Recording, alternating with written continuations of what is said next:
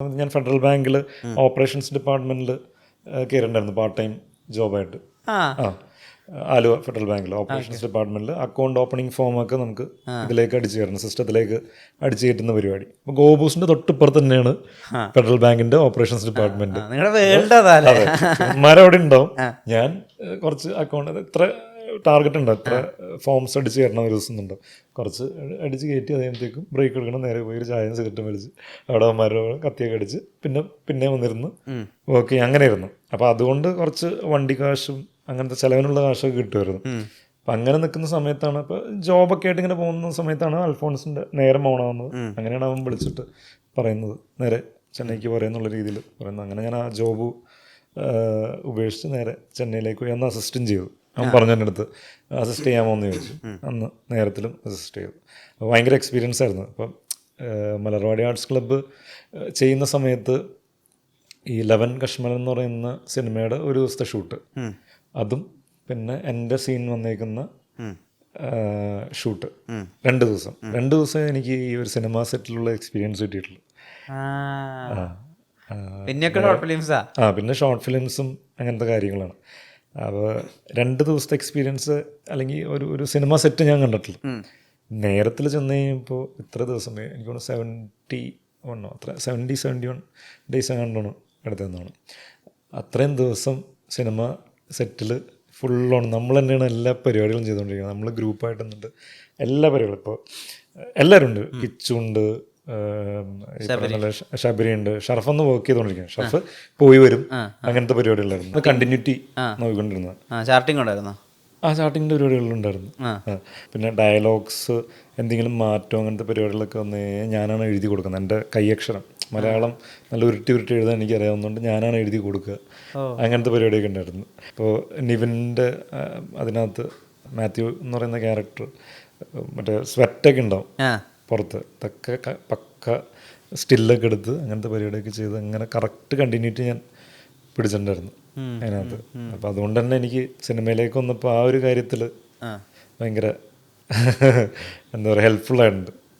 ഒരുപാട് ഹെൽപ്പായിട്ടുണ്ട്. കാരണം അത്രയും ആ സെറ്റിൽ നിന്ന് എക്സ്പീരിയൻസ് ആയില്ല കാര്യങ്ങൾ എന്തൊക്കെയാണെന്നുള്ളതും പരിപാടികളും മുമ്പിലെ ആൾക്കാരൊന്ന് പെർഫോം ചെയ്യുന്ന. അതിൽ മനോജ് ചേട്ടനുണ്ട്, ഷമ്മിച്ചേട്ടനുണ്ട്.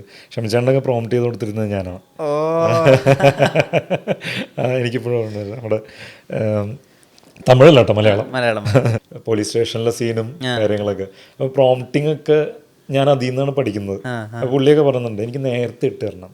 അപ്പം ഞാനിങ്ങനെ നമ്മൾ ആദ്യമായിട്ടാണല്ലോ പ്രോംപ്റ്റിംഗ് ഒക്കെ ചെയ്യുന്നത്, അല്ലെങ്കിൽ അത് പ്രോംപ്റ്റ് ചെയ്ത് കൊടുക്കുന്നത്. അപ്പോൾ ഷമിച്ചേട്ടൻ്റെ അടുത്ത് പറഞ്ഞിട്ടുണ്ട് ഇങ്ങനെ പറയടാ മോനെ എന്നിട്ട്. അപ്പോൾ അത് കറക്റ്റായിട്ട് പറഞ്ഞു കൊടുത്തു. അപ്പോൾ പുള്ളിയും പിക്ക് ചെയ്യും. അങ്ങനെയായിരുന്നു. അത് ഞാനും പഠിച്ചു അപ്പോൾ പ്രോംപ്റ്റിംഗ് ചെയ്യാനായിട്ട്. അപ്പം അങ്ങനെ ഒരുപാട് എക്സ്പീരിയൻസ് അതിൽ നിന്ന് കിട്ടിയിട്ടുണ്ട്. ഞാനാണ് എനിക്ക് തോന്നുന്നു അന്ന് ആനന്ദിൻ്റെ ക്യാമറ ചെയ്യുന്നത്, അതുപോലെ തന്നെ വിശ്വജിത്തുണ്ട് അതിനകത്ത് സ്കൂട്ടറൊക്കെ ഓടിച്ച് ഞാനാണ്. ക്യാമറ ബാക്കിൽ നിന്നിട്ട് ഇവരെ ചേസ് ചെയ്യുന്നുണ്ടല്ലോ, ഇവൻ്റെ ഓട്ടവും അങ്ങനത്തെ പരിപാടിയൊക്കെ. അപ്പോൾ അതിൽ ഞാനാണ് സ്കൂട്ടർ ഓടിച്ചതും. അങ്ങനെ കുറേ പരിപാടികളുണ്ടായിരുന്നു. ഓൾ ഇൻ ഓൾ എല്ലാവരും പല പരിപാടികളുണ്ടായിരുന്നു. നമ്മൾ പിന്നെ കമ്പനി ആർട്ടിസ്റ്റ് ആയതുകൊണ്ട് ഇപ്പോൾ ആരെങ്കിലും ഇപ്പോൾ ആർട്ടിസ്റ്റുകൾ വരാൻ ഡിലേ കഴിഞ്ഞാൽ അപ്പം തന്നെ കൊടുക്ക കോസ്റ്റ്യൂം പറയും. അന്ന് ശബരി ഉണ്ട് കേട്ടോ. ശബരി ഇപ്പം എൻ്റെ തമിഴിലെ ക്യാരക്ടർ ചെയ്തത് ശബരിയാണ്. അപ്പോൾ ശബരി അസിസ്റ്റ് ചെയ്യുന്നുണ്ട്, ഫുൾ ഓൺ കൂടെ ഉണ്ട്. അഭിനയിക്കുന്ന ദിവസമാണെന്നുണ്ടെങ്കിൽ ഞങ്ങൾക്ക് സീൻസ് ഉള്ള ദിവസമാണെന്നുണ്ടെങ്കിൽ അന്ന് ഞങ്ങൾക്ക് ഫ്രീയാണ്, ഞങ്ങൾക്ക് ഹോളിഡേ. ആർട്ടിസ്റ്റ് ആയതുകൊണ്ട് അന്ന് അഭിനയിക്കാനുള്ളതുകൊണ്ട് ഹോളിഡേ, അസിസ്റ്റ് ചെയ്യണ്ട. പക്ഷെ അന്നാലും നമ്മൾ ഫുൾ ഓൺ അവിടെ ഉണ്ടാവും. പക്ഷേ നല്ല രസമായിരുന്നു. ഞങ്ങളെല്ലാവരും തന്നെ റോള ഗസ്റ്റ് ഹൗസ് എന്ന് പറഞ്ഞിട്ടൊരു വടപളനി എന്ന് പറയുന്ന സ്ഥലത്തായിരുന്നു. അവിടെ എല്ലാവരും ഒരുമിച്ച് നിന്ന് അങ്ങനെ ഉണ്ടാക്കിയ സിനിമയാണ് നേരം. ബൈലിംഗിലും കൂടിയാണ്. അപ്പോൾ ഭയങ്കര രസമായിരുന്നു അന്നത്തെ കാലഘട്ടം. നമ്മൾ നേരത്തെ ചെന്ന്, ഞാൻ അസിസ്റ്റൻറ്റും കൂടി ആയതുകൊണ്ട് നേരത്തെ ചെന്ന് നിൽക്കണം. ആ ടൈമിൽ കത്രി വെയിൽ എന്ന് പറഞ്ഞിട്ട് അങ്ങനെ വെയിലുള്ള ടൈം, ഒട്ടുക്കത്ത വെയിലാണ്. പുറത്തിറങ്ങി കഴിഞ്ഞാൽ കണ്ണുപോലെ നോക്കുന്നത് ഇങ്ങനെ ചൈനക്കാരുടെ പോലെ ഇങ്ങനെ കണ്ണിങ്ങനെ ഇരിക്കുകയുള്ളൂ. അങ്ങനത്തെ അവസ്ഥയൊക്കെ ആയിരുന്നു. പക്ഷേ ഭയങ്കര എക്സ്പീരിയൻസ് ആയിരുന്നു. നല്ല രസമുള്ള ഇതായിരുന്നു. പ്രേമത്തിൻ്റെ ടൈമിലുണ്ടായിരുന്നു ഫുള്ളുണ്ടായിരുന്നു. അല്ല ഒന്നിൽ അസിസ്റ്റ് ചെയ്തില്ല. ഈ ജോർജ് ശരിക്കും ആ സീനിൽ ഒരു മട്ടൻ ബിരിയാണിയും ഒരു ചിക്കൻ ഫ്രൈയും കഴിക്കുന്നുണ്ടോ? കഴിച്ചിട്ടുണ്ട്. പക്ഷെ പണ്ട് കഴിച്ചിട്ടുണ്ട്. ഫുള്ള് കഴിച്ചിട്ടൊന്നുമില്ല, റീടേക്കും ഇതൊക്കെ പോകില്ലേ. ഫുള്ളൊന്നും കഴിച്ചില്ല. പുള്ളി അല്ല കുറേ കഴിച്ചിട്ടുണ്ടാവും ചിലപ്പോൾ. അതെ, കഴിച്ചിട്ടുണ്ടാവും. അതൊരു വല്ലാത്ത, എനിക്ക് പ്രേമത്തെയൊക്കെ വെച്ച് നോക്കുമ്പോഴേ കുറേയും കൂടി റിസ്ക് കൂടുതൽ എന്നാൽ എല്ലാം കറക്റ്റ് ടാലൻറ്റും ഒത്തുചേർന്ന ഒരു സിനിമയും കൂടെ ആയിട്ട് നേരത്തെ തോന്നിയിട്ടുണ്ട്. കാരണം ഡാർക്ക് ഹ്യൂമർ ഡാർക്ക് ഹ്യൂമർ പരിപാടി ഇവിടെ മലയാളത്തിൽ അങ്ങനെ വന്നിട്ടുമില്ല, വർക്കൗട്ടാണ് വന്നിട്ടില്ല, അങ്ങനെ ഒരു സാധനം വന്നിട്ടുണ്ടായിരുന്നില്ല. അപ്പം അതാണ് വർക്കായത്. കാരണം അവിടെ ഭയങ്കര സീരിയസ് ആയിട്ട് സ്ക്രീനിൽ നടക്കുന്ന കാര്യം ഭയങ്കര സീരിയസ് ആയിട്ട് നടക്കുന്നത്. അപ്പോൾ കാണുന്ന പ്രേക്ഷകന് ഭയങ്കര ചിരി വരുന്ന പരിപാടികളാണ് അവിടെ നടന്നുകൊണ്ടിരിക്കുന്നത്. ആ സിനിമ ഇപ്പോൾ ടി വി കാണുമ്പോഴേ, അതായത് സിജു വിൽസൺ അതിലൊരു ചെറിയ വേഷം ചെയ്തിരുന്ന ആൾ ഇന്ന് ആക്ഷൻ സ്റ്റാറായി മാറിയിരിക്കുന്നു. ജോജു ജോർജ് വലിയൊരു പെർഫോമിംഗ് ആർട്ടിസ്റ്റായിട്ട് മാറി. ബോബി സിംഹ നാഷണൽ അവാർഡ്, അതെ, Bobby Simha national award winning ആക്ടറായിട്ട് മാറി. അൽഫോൺസ് പുത്രൻ എല്ലാ അർത്ഥത്തിലും മലയാള സിനിമയുടെ ഒരു ഗെയിം ചേഞ്ചറായി. അഭിനയിച്ച് തകർക്കാൻ ബാബു, സോഡാ ബാബു കഴിഞ്ഞ ദിവസം കണ്ടിട്ടാ പൊളി നല്ല രീതിയിൽ വിളിച്ച ആളെ ഇല്ല, വിളിച്ചില്ല. കട്ടൂർ 2015 പ്രേമം റിലീസാവുന്നു. നിങ്ങളുടെ നല്ല നേരത്തിന്റെ ഏറ്റവും എക്സ്ട്രീം. ചെന്നൈയിൽ ഒരു പടം 250 ദിവസം കളിക്കുക, കട്ടത്താടി കേരളം മൊത്തം ട്രെൻഡ് ആവുക, കറുത്ത ഷർട്ടും വെള്ളമുണ്ടും ട്രെൻഡ് ആവുക, റെഡ് വെൽവെറ്റ് കേക്ക് ഇൻട്രൊഡ്യൂസ് ചെയ്യുക, എത്ര ട്രെൻഡുകൾ, എത്ര റെഫറൻസുകൾ, മലർന്നുള്ള പാട്ട് കേരളം മൊത്തം. അതായത് ആ സോങ്ങിന് ഒന്ന് ഏറ്റവും രസം വെച്ചാൽ അതിൻ്റെ ഒരു വീഡിയോ റിലീസ് ചെയ്തിട്ടില്ല. കുട്ടികൾ ഫോൺ വെച്ച് തിയേറ്ററിൽ നിന്ന് അത് റെക്കോർഡ് ചെയ്തിട്ട് വാട്സപ്പിൽ അയച്ചു കൊടുക്കുക.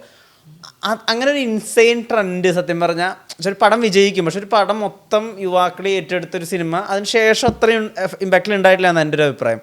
എനിക്ക് ലാസ്റ്റ് ഈ പറയുന്ന പോലെ ഒരു ടിക്കറ്റൊക്കെ വെച്ചിട്ടുള്ളൊരു സ്ക്രീനിങ് പരിപാടി വന്നിട്ട് ആൾക്കാർ ഇങ്ങനെ ടിക്കറ്റ് എടുക്കാനായിട്ട് തിയേറ്ററിലേക്ക് ഓടി കയറുന്നതും അങ്ങനത്തെ കുറേ വിഷ്വൽസും കാര്യങ്ങളൊക്കെ ഉണ്ടായിരിക്കുന്ന എങ്ങനെയാ ആ ഒരു പ്രേമം ഇറങ്ങി 1 മാസം നിങ്ങൾ ജീവിച്ചത്? ആ ഒരു സന്തോഷത്തിന്റെ അറ്റം എങ്ങനെയായിരുന്നു? എനിക്കൊരു പ്രേമം ഇറങ്ങിയത് കഴിഞ്ഞിട്ട് ഞങ്ങൾ അപ്പം തന്നെ ഊട്ടിയിലേക്ക് പോയി. അവിടെ നിന്ന് അൽഫോൺസ് ഒന്ന് ചെന്നൈയിലാണ്. അപ്പോൾ അവൻ ചെന്നൈയിൽ നിന്ന് ഊട്ടിയിൽ ജോയിൻ ചെയ്യുന്നു. അങ്ങനെയാണ് എല്ലാവരും ഒരുമിച്ച് കൂടി ഇതെന്താ സംഭവിച്ചേ എന്നുള്ളൊരു പരിപാടിയായിരുന്നു. അങ്ങനത്തെ ഒരു പരിപാടിയായിരുന്നു. കാരണം ഇത്രയും നമ്മൾ പ്രതീക്ഷിക്കുന്നില്ല. അതായത് ഭയങ്കര അടിയായിട്ടാണ് പഠിച്ചത്. നമ്മൾ അതായത് എല്ലാവർക്കും ഇഷ്ടമാവുന്നുള്ളൊരു സാധനം ഉണ്ടായിരുന്നെങ്കിലും ഈ പറയുന്ന പോലെ നമ്മൾ കാണുമ്പോൾ നമുക്ക് ആ ഒരു സാധനവും ചാർജൊക്കെ ഉണ്ട്. പക്ഷെ ആൾക്കാർ ഈ പറഞ്ഞ പോലെ ഹിറ്റാവും, പരിപാടി എല്ലാവർക്കും ഇഷ്ടമാവുന്നുള്ളൊരു സാധനമുണ്ട്. പക്ഷെ ഇത്രയും ഒരു വൈഡ് ഓഡിയൻസിലേക്ക്, അതായത് കേരളവും കടന്ന് തമിഴ്നാടും തെലുങ്കും കന്നഡ ഇവിടെ അല്ല, ഇപ്പം ഹിന്ദിയിലുള്ള ആൾക്കാർ, അതെ അതെ, ഇത്രയും രീതിയിൽ ഈ സിനിമ എന്താ പറയുക ബോർഡർ കടന്ന് ഇത്രയും വലിയൊരു ഹിറ്റിലേക്ക് പോകുന്നു നമ്മൾ വിചാരിച്ചിട്ടുണ്ടായിരുന്നില്ല. അപ്പം നമ്മൾ ആദ്യമേ അൽഫോൺസിനെ കണ്ടിട്ടും എല്ലാവരും കൂടി എന്താ സംഭവിച്ചേ അങ്ങനെ ഭയങ്കര ഹാപ്പിയായിരുന്നു. പക്ഷേ കാരണം എല്ലാവരും മറ്റൊരു കിളിപോയ അവസ്ഥയായിരുന്നു. ഇതെന്താ സംഭവിച്ചെന്നുള്ളൊരു പിടുത്തം കിട്ടാത്തൊരു രീതിയായിരുന്നു. പക്ഷെ അത് അത്രയും പ്രേമത്തോടുകൂടി എടുത്ത സിനിമയായിരുന്നു. അതിൻ്റെ ഓരോ കാസ്റ്റും കാര്യങ്ങളും ഇതൊക്കെ അത്രത്തോളം വർക്കൗട്ട് ചെയ്ത് അത്രയും പ്രിപ്പറേഷൻ ചെയ്ത് എടുത്ത സിനിമയായിരുന്നു. കാരണം അതിൻ്റെ പാട്ടുകൾ ഇപ്പോൾ മലരേന്ന് പറഞ്ഞ സോങ്, അതിൻ്റെ അനുപല്ലവി ആദ്യമായിട്ട് കേൾക്കുന്നത് ഞാനൊക്കെയാണ്. ഞാൻ ജസ്റ്റിൻ, രാജേഷ് മുരുകേഷൻ, ശബരീഷ് വർമ്മ. അനുപല്ലവി ആയിട്ടില്ലെന്ന്. തെളിമാനം മഴവില്ലൻ ആ സോങ് ലൈക്ക് പല്ലവി ആയിട്ടുണ്ട്. അത് നമ്മളെല്ലാവരും പാടി നടക്കുന്നുണ്ട്. ബാക്കി മ്യൂസിക് മാത്രമേ ഉള്ളൂ, അനുപല്ലവി ആയിട്ടില്ല. അൽഫോൺസ് കുറേ നാളായിട്ട് ശബരി അടുത്ത് ചോദിക്കുന്നുണ്ട്, എടാ അനുപല്ലവിയുടെ ഷൂട്ട് പതിയെ നടക്കുന്നുണ്ട്. കോളേജ് പോർഷൻസും പരിപാടികളും നടന്നുകൊണ്ടിരിക്കുകയാണ് UC കോളേജിൽ. അപ്പോൾ അന്നൊരു ദിവസം എനിക്ക് ഷൂട്ടില്ല, ശബരിക്ക് ഷൂട്ടില്ല. അപ്പം അങ്ങനെ ഞങ്ങൾ റൂമിൽ ഇരിക്കുകയാണ്. അപ്പോൾ ആ സമയത്ത് പെട്ടെന്ന് എൻ്റെ ഡോറിൽ നോക്ക് ഞാൻ തുറന്നത്തേക്കും ഞാൻ നിവിൻ്റെ റൂമിലാണ് ശബരി കിട്ടി എന്ന് പറഞ്ഞിട്ട് പോന്ന് പറഞ്ഞിട്ട് എൻ്റെ അടുത്ത് വണ്ടിയുണ്ട്, ഒരു സെൻ എടുത്തിട്ടുണ്ട്. ഞാനന്ന് യെല്ലോ കളർ സെന്ന് അന്ന് സിനിമയിൽ നിന്ന് കിട്ടിയ ചെറിയൊരു ഇത് വെച്ചിട്ട് എടുത്തതാണ്.